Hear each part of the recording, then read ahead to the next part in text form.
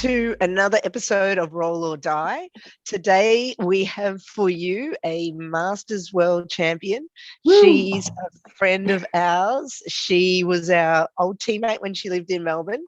She has had her co-founder of the Fight Back project previously on this podcast as well as her partner. So we thought it's about high time that we got Meesh Hall. Thanks for joining us, Meesh. Thanks for having me, guys. Yeah, What so an good. We had to honor. wait till you became world champ before you came on the show. We knew it was coming, so we just waited, Had to qualify, qualifiers, guys. No, you Oh my very God. much qualify. We have got so much to talk about. So, Mish, which shall we start with? Shall we start with the World Championship, the Masters event, and let's dial in on what happened there? Because, I don't know, for anyone that is listening that may not have seen Mish's performance, she dominated. Like, I don't think I saw a point scored against you in all of your Not a matches. point or an advantage. Yeah, and as a Wow. Masters one, I mean, she had a few fights. It wasn't just like one fight for the gold. She had a lot of tough battles and just dominated. I don't think I've seen anyone like at Masters do something like that. So yeah, congratulations. Tell us about it. Thank you. Yeah. Look, it was a really, really incredible experience. So grateful I did it as well. Like, I had a lot of support going in. I invested. But tell us much. it from the beginning, like about your preparation and when you decided and go from the start. Well, so I was actually really, really fortunate. So I don't know if you guys know this about me. I'm big on having a whiteboard with all of my goals and like planning things out. I've had a lot of mentoring from Anton as well. So that's where that stems from. And I put my goals up and I was like, you know what, like next year I want to compete at World Masters, because a couple of the guys were talking about it in the gym. And then the very next night after I put it on my whiteboard, one of the girls at the gym that I train with, her name's Louise, she called me and she was like, Mish, I'm going to compete at Masters at Worlds. And I was like, that's awesome, Lou. I'm so excited for you. Like I can help you prep. And she was like, why don't you come with me? And I was like, look, it's on my vision board. I definitely want to do it. It will sit better with me financially next year. And she's like, Mish, I work for Qantas. We can fly business class at cost. Wow. Yeah. And I was like, oh, that changes everything. I was like, okay. And she's like, do you want to come with me? And I was like, yes. Oh my God, yes. I said to her, you're not going to believe this. I actually put this on my vision board yesterday. And she was like, fuck off. I was like, no, seriously. Amazing. Like, and I FaceTimed her like straight away. And I was like, oh my God. And Lockie was working at the banana farm in Byron at that point. And then he came back and I was like, I'm going Worlds. And he's like, what? And I was like, yeah, dude, I'm going to do it. I'm totally going to do it. I was like, I've got this, like I had a lot of, I won a lot of competitions in the lead up this year. I've been getting privates every single week or 2 a week from one of the coaches at Southside, Georgia. She also competes heavily. Her husband's a black belt. She's a brown belt. And their entire family just does jiu-jitsu. So I was in the right space and I thought, yeah, you know what, like let's go for it. I felt physically, mentally, spiritually aligned. So I was like, just okay, not financially. let's That's do it. the cool thing. I love how you put the finances. Yeah. You were like, okay, fuck it. Like this is not the right timing in that way, but everything else in alignment. So I'm going to go for it. That's awesome. Yeah. Well, how long ago was all this, Mish? Can I ask? Like, what was the time frame? It was just after I won Queensland States. So a few months. June, maybe July, like early July. So not a huge time like lead up. Okay. Yeah, not a huge time lead up, but like I said, I'd been game ready like from the start of this year. The start of this year. So last year during COVID, I had a really bad knee injury, but Lockie helped me. Like, dude, like he completely changed his training his personal training style to help me heal up my knee. And then I decided at the start of the year, you know, like, fuck it, like I'm back. I love competing. You know, like, so I was like, yep, this year is going to be my year. And I had really, like, I got the results that I wanted, but I didn't compete the way that I wanted to. I got a lot of coaching in terms of visualization, mindset, and spiritual, as weird as that might seem. And then leading into, after I decided I was going to Worlds, I started reading this book a couple of, maybe like the month before it, called The Laws of Success by Napoleon Hill. Cool. And in that book, he said that if you want to achieve a specific goal, you need to, he calls it a definite chief aim. And he says that you need to have it by your bed and read it before you go to sleep, and to read it the second that you wake up, to have it somewhere like in your workspace, and look at it and read it out loud at least 4 times a day. Oh my God, I took that to another level. Like, wow. Oh my God, like I had it in the bedroom, I had it in the mirror, I had it in the bathroom, like right where the shower faces.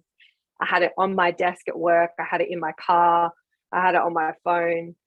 And while I was prepping for it, like part of my training would be like taking myself there and living out each of the fights, and also like living out the day. And more so, like the feeling that I anchored into is like what I would do when I won. And I knew, and Lockie told me, he was like, you know, like, this is your time to shine. You go. I'm not going to come with you, but I'll support you the whole way. And there is something to be said about having a partner who will train with you like 5 nights a week, and then drill with you, and then watch jiu-jitsu content, and then talk jiu-jitsu with you, and literally let you like basically bash them, and you have to bash them as well, like for that long in the lead up to a competition. And so, yeah, he said to me, he's like, I've got your back. And I would just, even while I was driving my car, like to and from appointments for work or to open for inspections, I would be saying my goal out loud. And I would say, I win gold at the IBJJF World Masters Championships on the 3rd of September of 2022 in Las Vegas. I said that out loud. I don't even know how many times. If I was alone in the shower, if I was alone in the car. And like, I would imagine myself crying, calling Lockie afterwards and calling Georgia afterwards and saying things like, guess who you're talking to? And then I'd, you know, like pretend wait for their reply, and I'd be like, you're talking to the world fucking champion. I love you so much. You are the best. Holy shit. And I would start to cry, like, and get really emotional. And then, so Georgia and I have the same visualization coach. So Al works with a lot of different UFC athletes. He works with a lot of different jiu-jitsu athletes as well. And he taught you like he said that when you because I used to compete for, you know, like everyone who does jiu-jitsu comes with their own little pieces of, you know, like bullshit in the background. And I used to seek approval. So when I started doing visualization coaching with him, I was like, oh, you know, like I get nervous when I want to compete because I want to do my team proud and I want to do the coaches proud. And he was like, Meesh, the only person you're going down there that for is you. He's like, do it for you. He's like, you know, like write down your goals, like envision yourself like in the moment. And he's like, and I used to say to him, like, what do I do with when I feel the adrenaline dump? And he's like, that's your body telling you that she's ready to fight. That's your body telling you that it's time to go and that you've done everything to be prepared for this moment and it's time to go. And he said, enjoy yourself as well. Because like you've done all the training, like everyone who goes to competitions, it's like they're like anxious, nervous. When I compete now, after doing that coaching with him, I am so in the moment. I'm so happy. Like I was in the bullpen and I was like full on dancing. I was like listening to music. I was pumped. I was like looking at my feet and like using like anchoring points. And I was like, oh my God, like this is the best. I'm so excited to be here. I kept like looking at my hands, looking at my feet and going, yep, this is my time. This is my moment. And as I was walking onto the mats, like I would have specific songs that I would listen to, like bit of Kanye West, like a whole bunch of different songs. A lot of songs that Georgia and I used to listen to when we lived together. Like female empowerment songs, and I would pretend that Georgia was there next to me, because when I competed at nationals at the start of this year, on my last match, I was like a little bit nervous, and Georgia's like, we don't get nervous. She's like, we're the jiu-jitsu hype girls. She's like, we're here for the fun. We're going to hype each other. And we were listening to that song, singing it, rapping it together on the side of the mat. And so I was there like imagining Georgia there. I'm like, yep, this is amazing. And before I stepped onto the mat, it's probably going to sound a bit weird, but like I did this workshop called Awakening the Love Within in my preparation for it. And it was like, like there's a lot of higher powers at play, and they put you in certain situations to do whatever you've come there to do. And I was like, every time before I walked in the match, I was like, I've come here to do this because this is what I told you that I wanted to do. Guide me and help me do like my magic. Help me shine. You're amazing. And then, thank you. And every single match, like my friend, he took one of my best friends lives in Vegas, and he came to the day and he took photos of me like the whole time, and like filmed me like walking down. All the other people were like head down, like kind of, like not paying attention.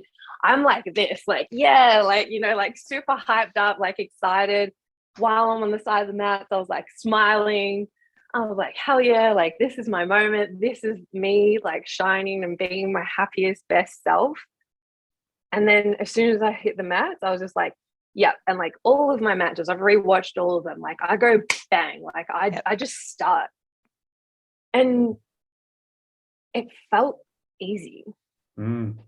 Like, and I don't mean that to sound arrogant. I mean that as in you were in a flow state. I felt, yeah. And I had some coaching done by another girl that we train with called Brianna beforehand, because I got sick 2 weeks out, and I don't do well. I didn't used to do well. I do now. I didn't used to be okay with rest. And I'm sure that a lot of people can like appreciate that. Yep. Yeah, like if you're a high achiever and you work hard at something, taking time off and resting, especially when you're sick, is like, no, like I'm not gonna miss out on my goal. I have to work hard, because if I don't work hard, then I don't deserve it. And that's where my mind came from. And she posted all this stuff, and I'd been sick for a week. I hadn't taken any time off work. I hadn't taken, like, I couldn't go into training because obviously you can't train when you're sick. But I was consistently watching jiu-jitsu content. I was moody. I was probably a bitch to Lockie and going, I can't train. Why aren't you drilling with me? He's like, because you're sick, you dumb bitch. Like, and then I read one of Brianna's posts, and it was something about, like if you're a high performer and you can't take rest, you're never going to get to the next level. I was like, oh, fuck off.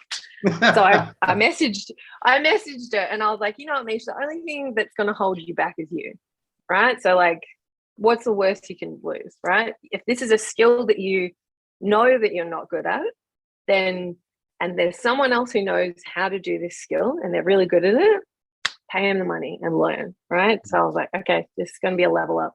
So I booked a session with her, and we talked about what winning meant to me and what rest meant to me, and like what achievement was to me. And it was actually really, really beautiful. Like winning to me isn't just about, like a medal or whatever. It's shared glory.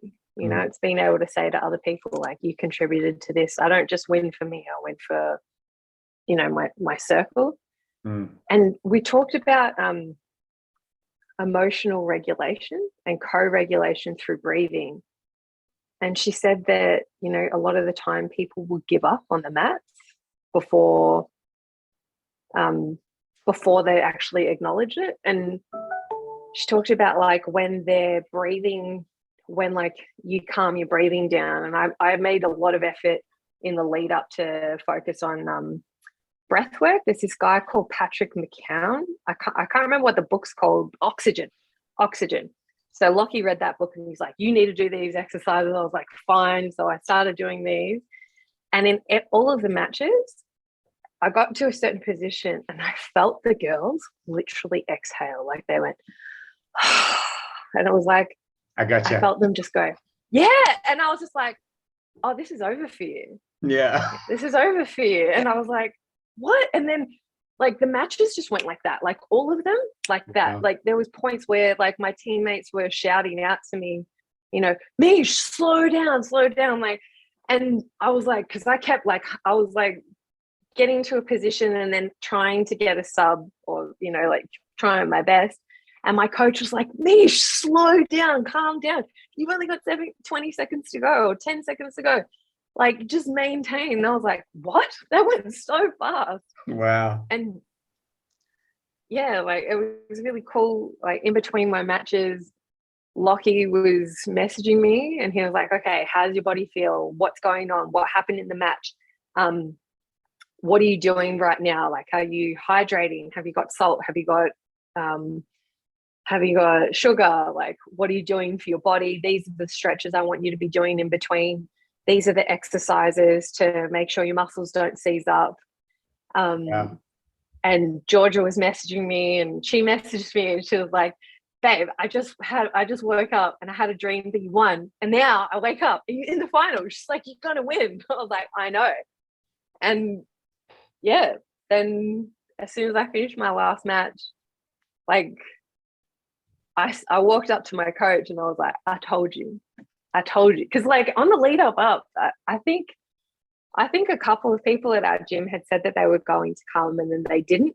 And then maybe like 2 weeks out, VC came up to me and he was like, you're really coming to Worlds. And I was like, I told you I was coming. I said to him, I'm going to win too. He's like, yeah, okay. Like I drilled every morning at the morning class. Like I would go in and just spend like an hour drilling with a couple of the girls from the gym. And then at night I would get in my rolls. And like I had a couple of really good training partners who like really, really helped me. Yeah, it was like all the moments after winning was just everything that I dreamed of. Amazing. Everything that I dreamed of. Yeah, it was awesome. Awesome. Sorry, I talked for ages then. No. You mentioned about your support network and about your team and your coach. Can you tell us a bit more about Vincenzo? Because he was there too. Yeah, he also had a blinder. I think he came out with a bronze in the end. Yeah. What was it like to have him in your corner? Because he is like, to me, I think he's one of the most exciting black belts to watch. He also just goes after the attack all the time and so entertaining. Like just very, very, very Brazilian. Very Brazil. Look, our gym, I have to say, like Southside is full of savages. Like they don't grade people lightly. And Vicente, he sets the bar very, very high in terms of competition. When we do competition class, it's time to work. You know, like there's no mucking around, and there's this insane camaraderie at the gym. Like people will push each other and support each other. And, you know, like if it's like you're running out of gas in the tank, people will say to you, 30 seconds left. We're at the end of the match. This is where we're at. This is the competition. Push. You're fighting for gold. This is the deciding match. Push yourself. And when you train with people like that, and we've got a lot of gold medalists in our gym, like a lot of people who are achieving really high level. And yeah, it's really good to have people like that in the gym around you, because it forces you to level up. It forces you to push yourself and to come to training and show up and work, like really work, like not just, you know, like screw around, like you're there to really put in the training. And he pushes the pace. Like if you're slacking off, he'll let you know. He's, you know, like he'll, you know, crack the whip. In terms of support, so I had one of the girls my teammate who came with me, Louise, she was really good. Like her and I, while we were in Vegas, we drilled a lot together. We trained at Top Team together. Top Team was really cool as well. Like the guys there, awesome, like really good level of jiu-jitsu. Everyone was willing to help and gave everyone advice whilst we were rolling as well. And it was really nice to have someone else there who was like a teammate. Like Louise and I kept each other in the lead up, like really accountable to training, supported each other mindset wise, and also, you know, kept each other in check. Like if we were feeling anything, you know, reminding each other, like, don't let those negative thoughts come in. Like we're working towards this. Like we're putting our best foot forward. Like this is, you know, don't even, like, you have to think that it's impossible to fail. Yeah. And it was insane having, like, I didn't even see VC, like, because so he competed on the Thursday, and then he went out with a couple of other friends that came over from Australia as well, and they went out and partied. And then on the Friday, we just chilled by the pool. And I have to say, like, at the hotel that we were staying at, everyone was there for the same competition. So it was cool. You just met so many different jiu-jitsu people. Everyone was really, really beautiful. And then on the day before I stepped onto the mat, I ran into Nikki Lloyd Griffith, and Chris, and I think his name is Mark. Anyway, they were all competing as well. And then as I stepped on, there was V, like in the corner, and he was great. Like he made sure, like, I kept calm. In one of the matches, I think it was my second match, I think I accidentally gave the girl a blood nose, and I was like, oh my God, like there was blood everywhere. And like, so they had to pull her off to the side and like fix her nose up. And the whole time while I was doing that, like, V's like, okay, breathe, like take this time to breathe. And I was just saying out loud, I was like, I'm the best. I'm a winner. I'm successful. I'm the best. I'm a winner. I'm successful. I'm the best. Like just repeating that in my mind, like chanting. And he's like, Meesh, when you get back down, I want you to slow it down and take your time. I didn't realize, because I never looked at in all of my matches, I didn't look at the clock and I didn't look at the score. And then after that, I think I won that match by like 16 or 17 points. I was like, oh, okay. I see why. And then, yeah, it was awesome. Like, it was awesome to have someone to remind you that it's a sport as well. Like, it's not all about, because to me, like, I love winning by submission, you know, like. Well, that's the goal of jiu-jitsu. Yeah, that's what we're meant to be. Yeah. So, and I just kept wanting to get that, and I'd been working on specific submissions. I basically rebuilt my game from the bottom up to, like, I used to be a top player, and now, like, I play a lot of lapels, so I'm playing guard or even passing with it as well. So I was like, okay, like, and he just kept me super calm. He's honestly, like, great coach. Yeah, great coach. I'm just loving hearing this. Like, one of the things that occurs to me at the moment is, and I know you so well, but you are one of the most coachable people I know. You know what I mean? And not only just, I'm not talking about jiu-jitsu. I'm talking about, you'll go down every rabbit hole and find things that other people aren't finding because they're focusing on just being in the gym, or they're focusing on just listening to the jiu-jitsu coach. You'll do anything. You will literally do anything and take it in and work out some way to kind of apply it to your game. And it seems to me like you then just put so much faith in that and the people and the networks around you that when it's time, you just trust yourself, you trust others. And, you know, that's such a great space to get the job done. Like, I know for myself, I didn't have that when I went and did my World Masters. I just went out there to try and just to show up. You know, that was my mindset. You went there to fucking win, you know what I mean? And that is that's next level. That's something that's amazing. And you've got so much of your jiu-jitsu journey to go as well. But like, this is just, it's just like refreshing. It's super inspiring hearing what you're saying. I'm just blown out of the water, really. It's awesome. Well, I don't have a question. I just wanted to say that. I've always had really good mentors, Anton. You would know that, Kim. Like, I don't know if you remember, Kim, but like a couple of years ago when I swapped gyms, you were like, nah, Mish, you got to keep coming into training. Don't be one of those blue belts who like drops off. Don't get the blue belt blues. You got to keep coming in. And Kim would always message me and be like, hey, coming to training tonight. What are you doing? Are you coming to training? Like, and you know, you need those people to keep pulling you in and to encourage you. And I've always either sought mentors or I've always had really good mentors around me to encourage me and give me good advice. And I think that if someone's giving you advice, like, always take things with a grain of salt. But if they know more than you and they're doing something that you aspire to do, listen. Like, I listen to a lot of jiu-jitsu podcasts. I listen to BJJ Mental Models, like their competition series. And I listened to Mikey Musumeci on Joe Rogan, and he was talking about, he just drills, you know, like he'll drill to the death.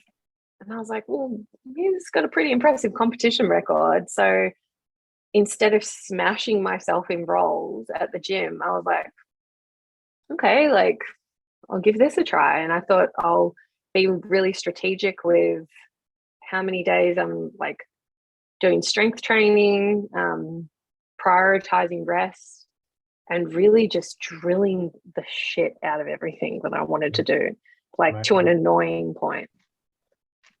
I definitely think drilling is the key, rather than, like you said, hard rolls. We don't have a lot of time left, but I do have a bit of a question. Like, you touched on it before about like previously, like years ago in your journey, and the blue belt blues, it's a real thing. Can you talk a little bit about that and how you got through that and how you got to where you are now?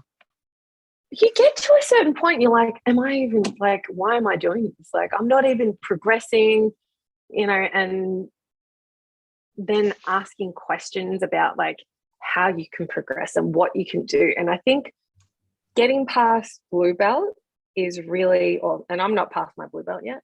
So, but getting past the blue belt blues is investing time in building a game. As soon as I built a game, I had something to work on. As soon as I started chasing after certain, you know, like sweeps or submissions or even passes, I had things that I was going into the gym and working on. Some days, you know, like you just want to go in and have fun, roll, like laugh around. Well, I laugh a lot, like when I train. I miss that, Mish. We all miss that.